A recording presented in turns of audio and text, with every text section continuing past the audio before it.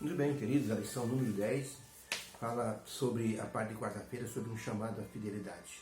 Diante de tudo que estamos vendo que Babilônia fará,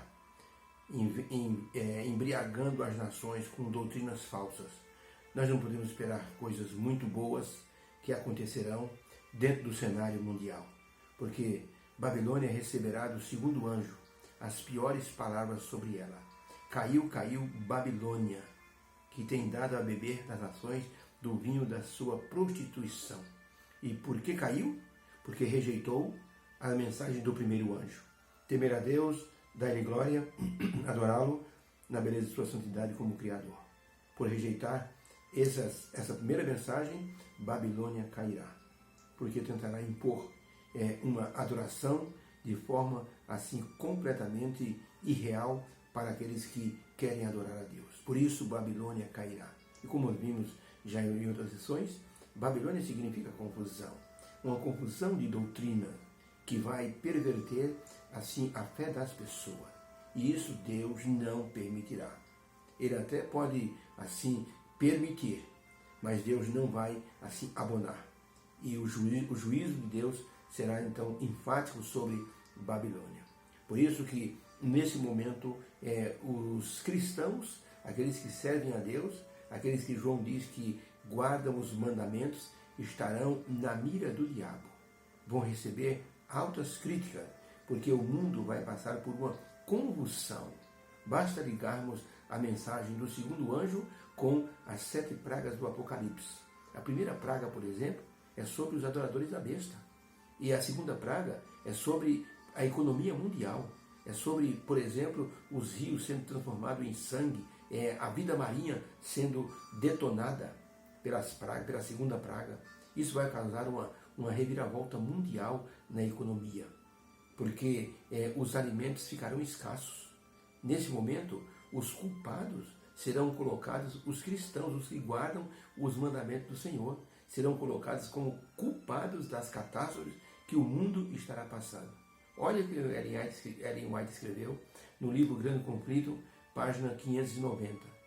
Ela diz que espíritos de demônio vão personificar pessoas importantes que vão assim acusar os guardadores da lei de Deus e do sábado, de culpa de tudo que está acontecendo. O espiritismo fará sinais de prodígios tão fortes que as pessoas dirão e acharão que é verdade o que eles estão dizendo.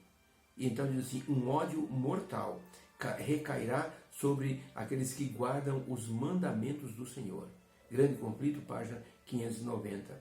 Exatamente nesse tempo do fim, Deus fará um chamado de fidelidade ao seu povo, para que continuem guardando os mandamentos e mantendo a fé e o testemunho do Senhor Jesus Cristo. Na pergunta número 6, nós podemos perguntar o seguinte: como as palavras do profeta Ezequiel sobre Babilônia, ou sobre, como as palavras do profeta Ezequiel sobre a fidelidade se aplica assim ao chamado divino de guardar o sábado. Então a pergunta certa é: como as palavras do profeta Ezequiel se aplicam à fidelidade a Deus e à guarda do sábado no tempo do fim? Olha o que Ezequiel escreveu.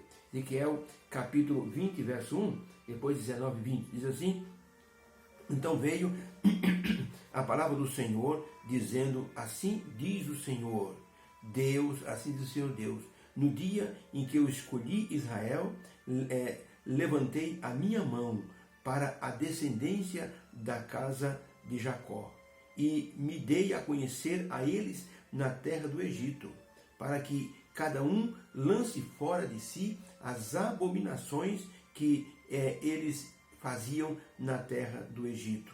Mas não me quiseram ouvir.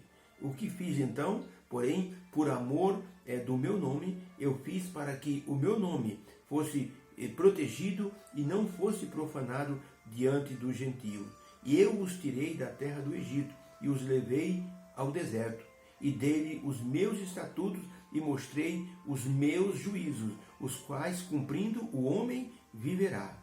E também lhe dei os meus sábados, para que servisse de sinal entre mim e eles, para que soubessem que eu sou o Senhor que os santifica. Verso 19, eu sou o Senhor vosso Deus. Andai nos meus estatutos e guardai os meus juízos e executai-os. E santificai os meus sábados e servirão de sinal entre mim e vós, para que saibais que eu sou o Senhor vosso Deus. Então, para a pergunta, com que palavras o profeta Ezequiel falou sobre fidelidade a Deus e a guarda do sábado? Resposta: Deus chamou Israel desde o Egito para que abandonassem os ídolos, fossem fiéis a Ele e o adorassem como o Criador. No tempo do fim, o sábado mostrará a adoração a Deus como Criador e o Deus verdadeiro e único deverá ser adorado e será um sinal de fidelidade. Então Ezequiel mostrou que Deus disse para o povo de Israel: eu tirei de vocês da terra do Egito. Vocês estavam se corrompendo com a idolatria. Eu vos tirei, levei para a terra, para o deserto, mostrei para vocês o meu poder, mostrei a minha lei, dei os meus sábados para que vocês fossem santificados. E ele termina dizendo: eu dei os meus sábados para que eles saibam que eu sou o Senhor que os santifica. Então, com isso nós podemos entender que Deus colocou o sábado como sinal de santificação e para mostrar que Ele é o Criador. O sábado é o memorial da criação. E quando chegar então no tempo do fim, a segunda mensagem angélica vai dizer que Babilônia vai tentar impor uma adoração ao Deus do céu, mas não no dia santificado, mas no primeiro dia da semana, o dia do sol. Sunday, como está em inglês, o dia do sol. E nesse dia, Deus não estará presente.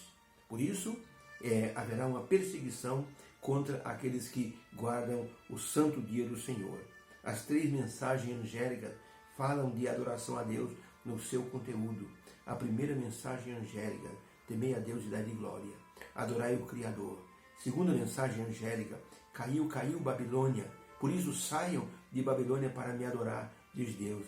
Terceira mensagem angélica: não recebam o sinal da besta, mas recebam o meu sinal, o sinal de santificação.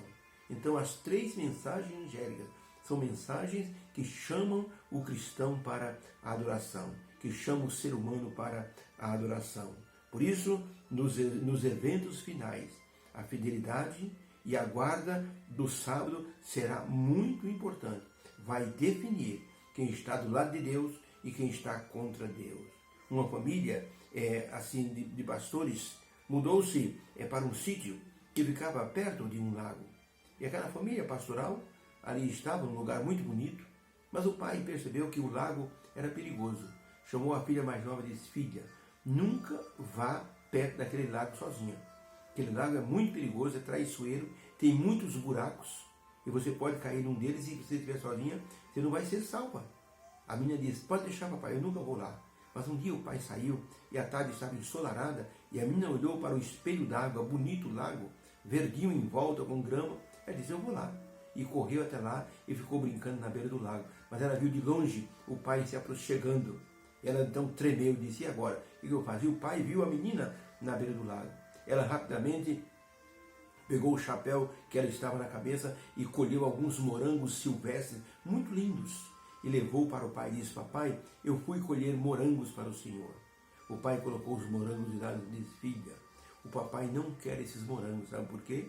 Porque, filha, obedecer é melhor do que qualquer tipo de presente. Obedecer é melhor do que sacrificar. Aprenda isso para a vida, filha. Você vai precisar disso no futuro. É o que Deus está pedindo para todos nós. Ele está pedindo, solicitando nossa obediência. Obedecer é melhor do que sacrificar. No tempo do fim, a obediência aos mandamentos do Senhor é que vai identificar o remanescente. Queremos fazer parte desses remanescentes? Então, precisamos desde já nos alinharmos com a vontade divina, colocando o quarto mandamento como sendo um sinal entre nós e Deus. Obrigado, Senhor, pela lição de hoje. Ajuda-nos, Senhor, a desde já observarmos, guardarmos o sábado de maneira assim solene. Que o Senhor seja lembrado desse dia como Criador. Ajuda-nos a termos coragem, destemor, para que no momento do tempo do fim nós possamos resistir aos apelos da besta e ficarmos fiéis aos teus mandamentos. Te agradecemos em nome de Jesus. Amém. Obrigado por você ter estado conosco. Publique em suas redes sociais, divulgue, compartilhe, para que as pessoas possam tomar conhecimento desse estilo de lição, mais didática, com história, que as pessoas gostam mais. Deus abençoe, beijo no coração, tenha uma feliz quarta-feira. Obrigado.